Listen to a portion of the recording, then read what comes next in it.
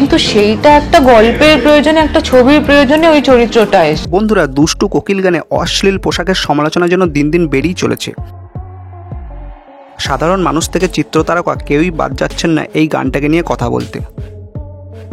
বিশেষ করে এই গানে মিমি যে ধরনের পোশাক পরেছেন তাতে কেউই খুশি নন। সবার চোখেই এই পোশাকটা যথেষ্ট অশ্লীল বলেই মনে হয়েছে।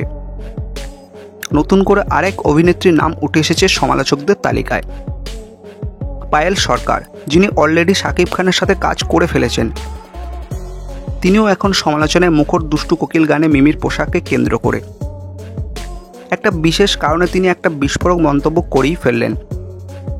তাকে যখন প্রশ্ন করা হয় যে দুষ্টু কোকিল গানে যদি আপনাকে মিমির পোশাকে নাচতে বলা হতো আপনি কি নাচতেন, তখন পায়েল সরকার সরাসরি বলেই দেন যে কোটি টাকা দিলেও তিনি দুষ্টু কোকিল গানে ওই ধরনের পোশাকে নাচতেন না। তো বন্ধুরা, অভিনেত্রী পায়েল সরকারের উত্তরটা আপনাদের কেমন লেগেছে কমেন্টে জানাতে ভুলবেন না।